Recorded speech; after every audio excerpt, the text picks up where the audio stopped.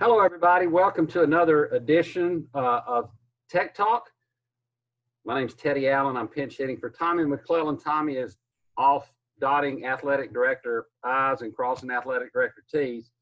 But good for me, I get to talk to our old friend Tim Brando, broadcaster Timmy. He's been broadcasting ball games since about the same time he learned the multiplication tables. A young man, but probably the sixth decade of broadcasting with Fox Sports now. We're going to get with Timmy on what Fox told him about college football's plans about the Louisiana Sports Hall of Fame. Timmy's a member of this year's class. We'll talk about his buddy Skip Holtz and the success of that program and tech athletics in general. Timmy, thanks for joining us. Teddy, good to be with you. And I think you're right.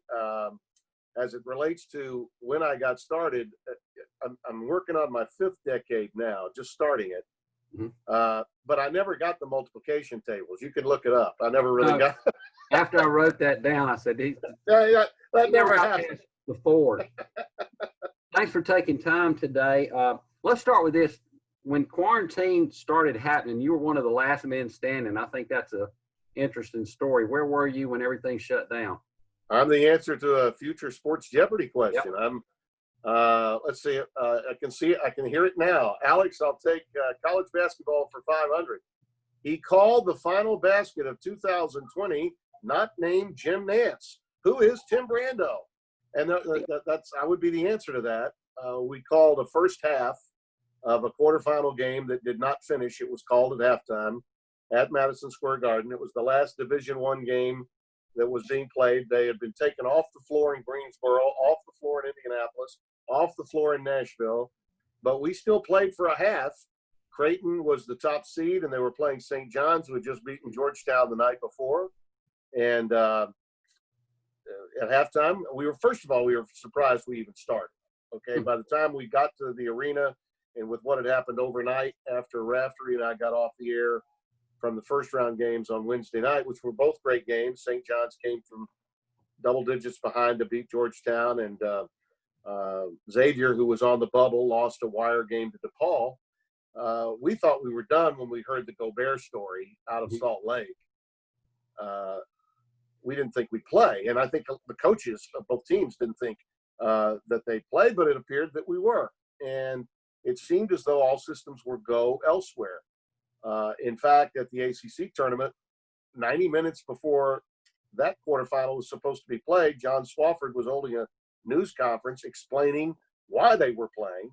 And then 80 minutes after that, he came out, grabbed the public address announcer microphone, and began telling people why they weren't going to play. So everything was an 11th hour that particular day, the day sports stopped. And, I'll tell you, it was surreal. We didn't have a crowd. We only had 400 tickets allowed for each team that was participating. The pep bands were there, cheerleaders were there, and that was it. Otherwise, it was the squeaks of the tennis shoes and the basketball bouncing and heightened microphones for access with coaches. But Nick Baugh, who was working with me on that day, Bill was going to be working that night with Gus Johnson, the nighttime session. We were stunned that it stopped at halftime, but we were not surprised that it ended, period, because we knew the optics looked pretty bad with everybody else having stopped and not played. And we knew all you had to do was look at Twitter during a commercial break, and people were going, why are they playing at the Garden in New York? So you knew that the optics weren't very good, and so we weren't not shocked at all. And we almost, I know for me, every time we came out of a commercial, I was resetting things by saying, for now, we're still playing here in New York. There was a hint of cynicism in my voice, I think. But at the same time, you wanted to celebrate these players who were out there putting on a show and playing to the best of their ability. And we tried to balance that as best we could. The main thing, Timmy, you called half a game. Did you get paid for an entire broadcast? Yeah, and people ask me, what are you doing without any games to call? I only had I was going to do the next quarterfinal game, and the next day I was going to be flying home. I was really only a game short of being completely done with my schedule.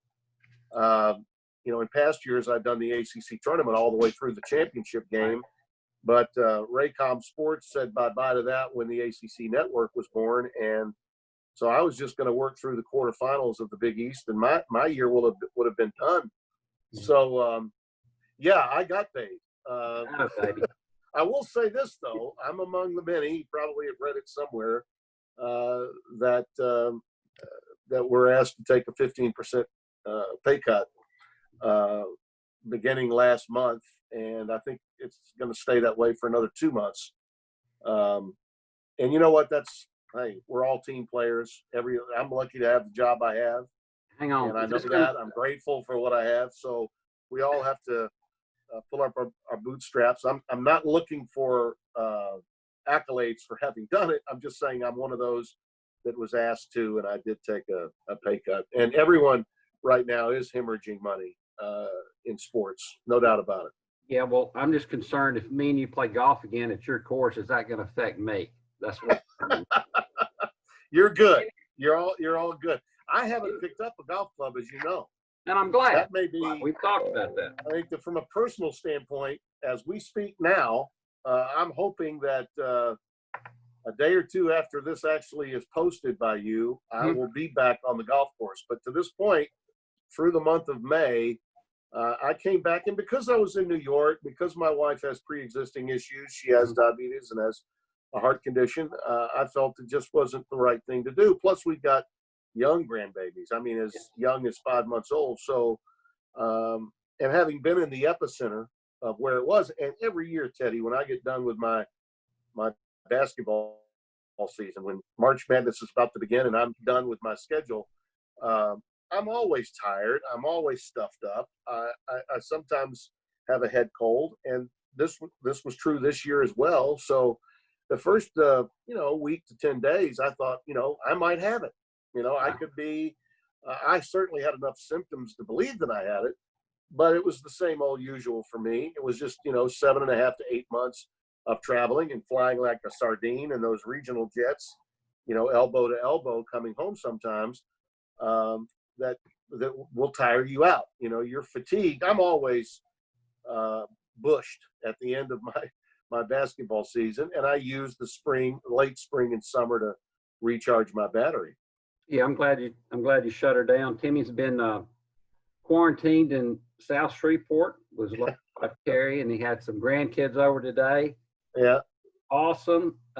Timmy's the original host of GameDay on ESPN. He's, of course, was a CBS host for a while, and now he's with Fox Sports. He's done a lot of different stuff. Timmy, right now you're at Fox. You're loving it. Tell me what you can tell us about what Fox has told you guys about college football season. I got an email today, less than an hour before you and I got started, saying that the usual June 1st date, when the networks find out what they're going to have for the first 3 weeks of the season, has been postponed, meaning they're not sure because their partners aren't sure of dates just yet.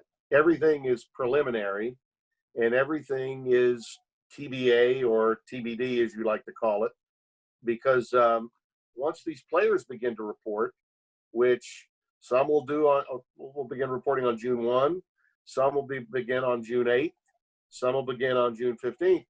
What we're going to see in the aftermath of those players reporting is how the virus is being handled, how the testing is going, and how they're handling those that test positive.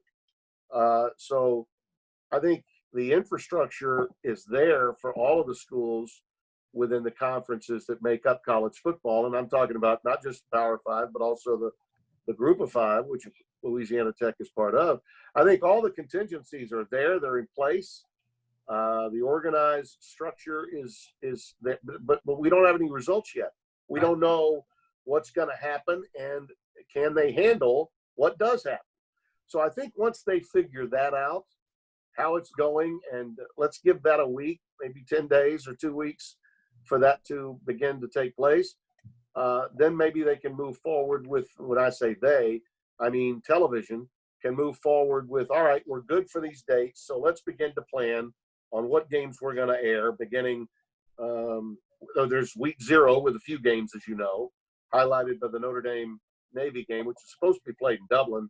I rather doubt that that'll happen, but the game could be played perhaps someplace else, if not on that date, maybe another date. But everyone I talked to, and I've talked in the last couple of weeks to 2 conference commissioners and at least 3 ADs, and all of them have said, right now we're all systems go, but we're subject to change like that. You know, we have to be prepared to make a change when the data that's in front of us changes immediately. Yeah, I talked to a commissioner day before yesterday. Yesterday, and he said, "Look, if anybody tells you they know what's going on, they're lying." He said, "Nobody knows." Yeah. But Yeah. Tech, if you go to LaTexSports.com, there's some stories there and some videos of Tommy talking yesterday or Thursday with the media. Mm-hmm. They're going to have, practicing pods of 10 guys, try to keep those 10 together. And like you say, that may work great, but you got to see how it goes. So, right. We all hope we can have football. Will you move just a little bit so we can give the fans a picture of this? You like my virtual background, do you? This is you like it? Virtual background. Well, we are doing. I noticed this past week, and you probably noticed it too. We both love the Redneck Riviera. The 2 of us. We've gone down there traditionally. Orange Beach is our haunt. That's where we love going. Before that, it was Destin, Fort Walton, the old cave pool at the Ramadian Beach Resort in Fort Walton Beach, where we used to chase girls, and then we got older, had kids, and then we chased our girls, around the cave pool.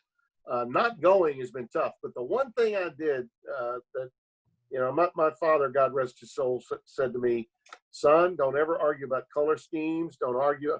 When you get a house, just make sure you get the couple of things that you want."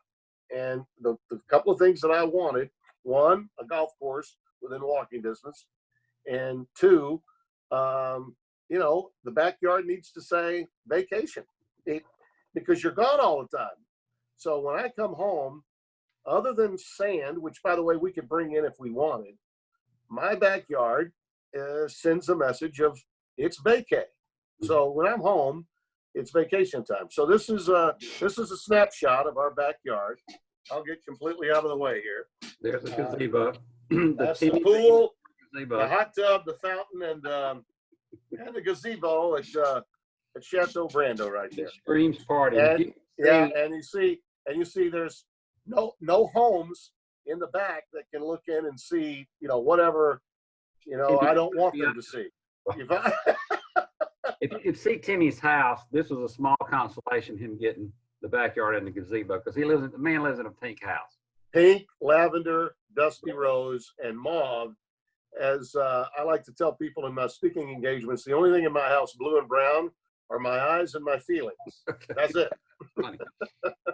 Timmy B is a Fair Park graduate of Shreveport, and also an NLU graduate when it was NLU, but loves Tech. He's always been very supportive of our school and the schools in the state.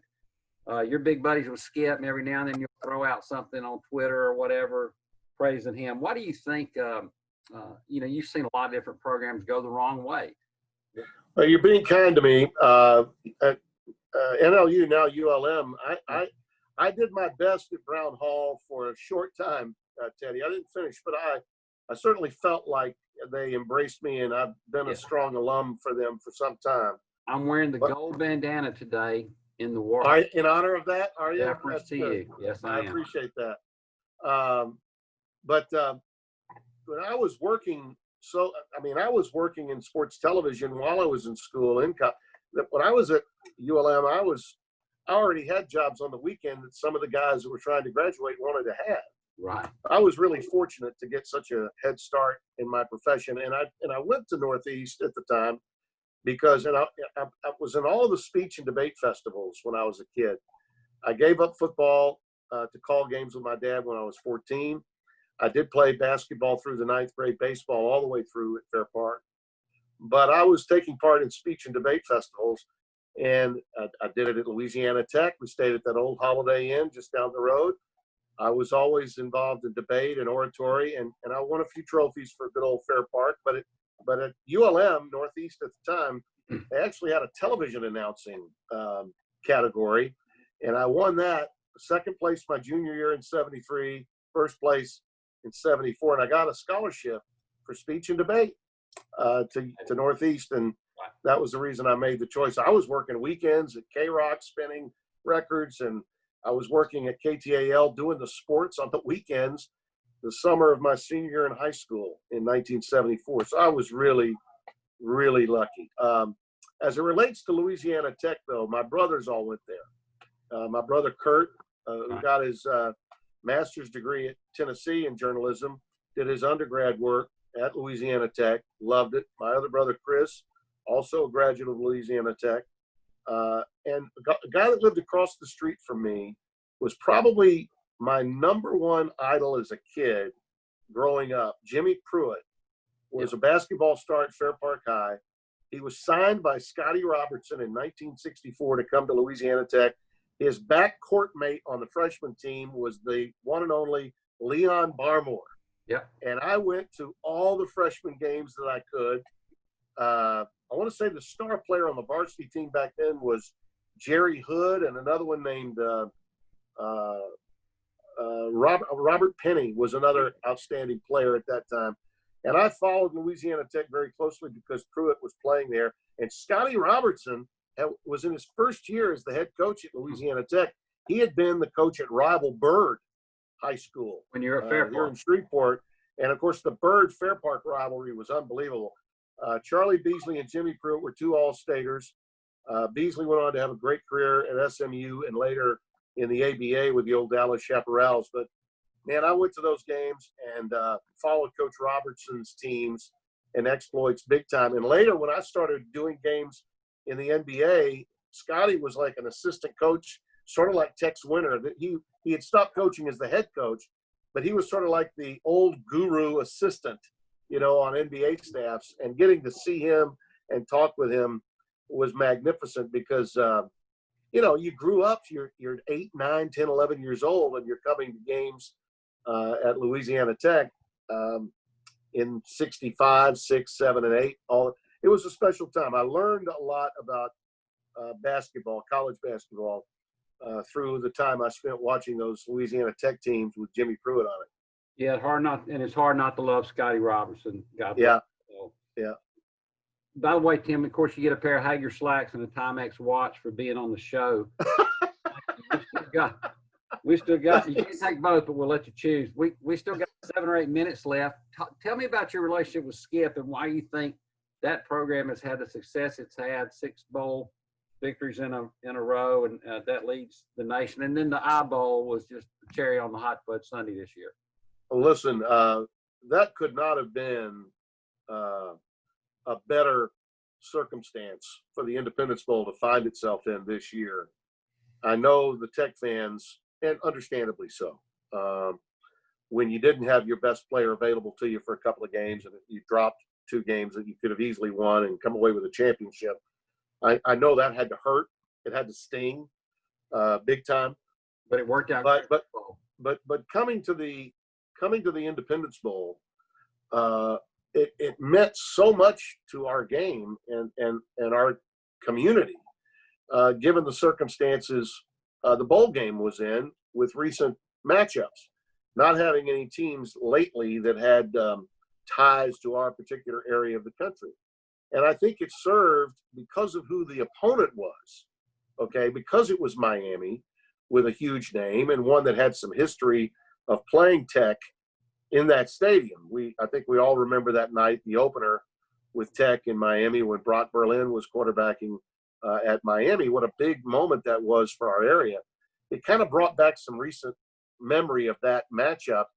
And any Power 5 win for a Conference USA school is huge. And to do it in dominating fashion, pitching a shutout with the defense was incredible. And I think if you're going to say there was a great consolation prize for Tech, then the Independence Bowl was it. And for the Independence Bowl, the timing was magnificent because they were in the situation looking for a new sponsor. They were able to get that new sponsor. They were able to put a really good face on what their most recent game was because of Tech's being in it. And having the kind of support from a crowd that they really needed after having some really crushing blows with matchups that did not bring many people to the stadium. And I think, in fairness to our town, that December 26th date is tough, really tough, on a city that's our size, and with a community that relies so heavily on the gaming industry for its success and for the fans coming in. So Louisiana Tech's proximity and their ability for their fans to come without having to travel meant that on the day after Christmas in the afternoon, which is a tough time, we had a much better crowd than we would have ordinarily had. So I was really happy for both entities. Skip and I go way back. Lou was with my first year at CBS in 1998 to host the College Football Today. I was with Coach Holtz and Craig James hosting that show. I'd taken over for Jim Nance, who had gotten the NFL Today when CBS was able to bring the NFL back after losing it for 4 years when Fox was born in 1994. So I worked with Lou that first year. In fact, we did a couple of NFL games together as well, double dipping, and got to know him real well before he took the South Carolina job. Lou would bring in, we'd have to get an extra satellite up on UConn games because that's where Skip was coaching then, and they were an FCS school then. They weren't even Division 1A at that point. And but boy, Lou had to have his fix on how Skip was doing then. And then what does he do after Skip has one of his best seasons? He scoops him up and takes him with Beth and his family to Columbia to take the South Carolina job, which was another 4-year run for Coach Holtz, and I think a learning period for his son. I think Skip learned a great deal about what it was like to work for his dad. You know, it's one thing to have Lou Holtz as your dad. It's another to be taking marching orders and dealing with him as a staff member. And I think I know them both well enough to know that it wasn't easy for either one on occasion. And ultimately, when Skip bounced back into the business as a head coach at South Florida, I think that maybe the fit just wasn't the right one for him. And I think the reason why Tech has been so successful with Skip is that he was looking for that fit, the right job, the place where he and his wife and family would be really, really comfortable. And at the same time, he felt like he could still coach. You know, at some places today, Teddy, head coaches are CEOs, but they don't get down and dirty and coach players up the way they did when they started. You know, most coaches today that are Skip's age and older, you know, they didn't get into the business to be millionaires. They got into the business to coach and deal with individual players, teach players. And he's an old school guy in that regard. And I think at Louisiana Tech, particularly with the turnover you have with staff, and he's had to deal with quite a bit of that, he loves being able to deal with individual players and still coach them up. And you get to do that at a place like Louisiana Tech. And that's why I think it's been such a great fit for him. And holding on to him, which was difficult this past year, good for Tommy, good for the Tech administration. They need to understand that in today's world where it's an arms race everywhere, that's true even at a place like Louisiana Tech. You gotta pony up to hold on to really good people. And I was happy to see that happened. He's pulling his weight, and he does coach. He does practice. Yeah. It's fun to be out there. Let's wrap it up with this, Timmy. You're going to be in the Louisiana Sports Hall of Fame class when it's inducted. We've had to postpone that from June. Hopefully we can do that in December, but the class will have all the bells and whistles when you guys do go in. This is a special award this year. It will not be given out anywhere close to every year, but it's the inaugural Tim Brando Ambassador Award. That because Timmy has been such an ambassador, as has a guy like Archie Manning. Just wherever they go, when people see him, that's Louisiana. And so thank you for doing that on behalf of the Louisiana Sports Writers Association or people as fans of the game, for always tooting Louisiana's horn, especially Shreveport Bossier. Why do you Why have you felt the need to do that for all these years? In a lot of ways, Teddy, because I had a wonderful life growing up here. I mean, I did. I was fortunate to be. What's the park where you homered at when you were in like 12 years old? I can't remember the name of the park all of a sudden. I believe it was, I want to say it was Atkins Park. I think that's it. Two outs down the run, and I'd been given the bunt signal twice because we thought we could score with a squeeze. And I'm down 0-2 to Paul Nader in the fifth grade. Yeah, fifth grade. And I take him deep left field over in the, I believe it's number 5 fairway at the Old Shreveport Country Club. Shreveport Country Club. I believe that's number 5 fairway. So it was a walk-off, and that's that's reason enough right there to mention your home whenever you can. Yeah. So no, but having so many great friends, you know, you mentioned we have one in particular that's a Tech guy. Another guy that you talk about Tech people. Dr. Jack Whitty and I we played against each other in the 4th, 5th, and 6th grade, played against each other in the 7th and 8th grade, and played with each other through high school. And of course, he was a quarterback at Louisiana Tech. If he had I'll just tell this on him now, because when he died at age 45 from cancer, we talked about it. Jack was a huge baseball guy, and if times had been different and he had just concentrated on baseball, he would have been a big league shortstop in my mind. But Jack was a great friend. And, you know, we grew up in a neighborhood environment. There was just so much. I never felt like there was anything I couldn't do or couldn't accomplish in Shreveport. And in a lot of ways, I was privileged to be in a position like I was with my dad. My dad, you know, he could have been, if he had moved to Boston, New York, LA, he could have been a big hit. You know, I was lucky to be born when I was born, into the family I was born in, and raised in a neighborhood environment. And even though there were issues going on in the 60s and 70s, you know, we were a real life, my generation was a real life Remember the Titan story. You know, we were integrating the schools when I was in middle school at Lakeshore Junior High and into Fair Park. And, you know, I know there were issues, big time issues at that time, but the guys that were my teammates, many of whom that went on to Louisiana Tech or they went to Northeast at the time, I've gone to reunions. I've talked to them, and I've asked them, what was it like? Because I want to know. I want to get this right. My memories are good. Were they as good for you as they are for me? And they would tell me, absolutely. Robert Barr was a strength and conditioning coach for the Houston Rockets that won 2 titles when Michael Jordan was out of the league in 94 and 95. They beat Orlando in 95, Shaq's team, for love, you might recall.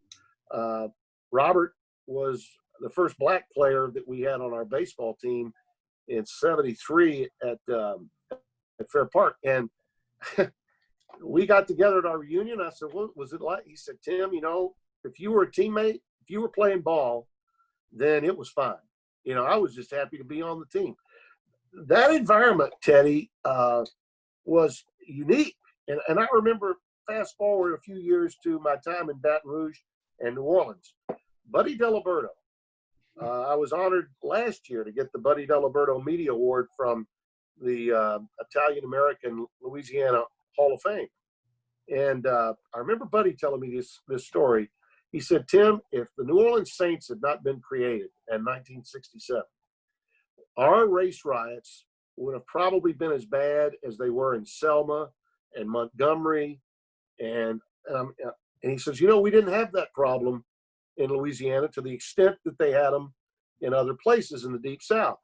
And he said the reason was, for the very first time when the New Orleans Saints were created, that opening game when John Gilliam took the opening kick for the touchdown against the Rams, Don Criqui was calling that game. I'll never forget watching it. I was 11 years old. He said that was the first time in the history of this state that people that went to Southern University and Grambling and people who went to LSU were all in the same place rooting for the same team. Good. Think about that. Yeah. Now, that's real life history. That's sports history that is unique to Louisiana at a time when there was strife all through the country, you know, especially now in these difficult times that we're living in. You and I are watching this with a different perspective now, with how divisive our country can be. Sports is a unique unifier. You know, we haven't had that since the pandemic. We haven't had that unification of sports. We can't get it back soon enough. Right. But think about that. How fortunate are we, whether it's South Louisiana or North Louisiana, Teddy, and you and I have spent time in all quarters of this state, all right?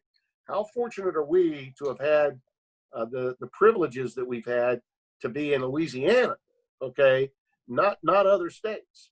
So I love all, you know, I lived and worked in Baton Rouge, lived and worked in New Orleans, did a lot of partying in Lafayette, and went to school in Monroe and was raised in Shreveport. So there's not any part of our state that I don't feel comfortable in.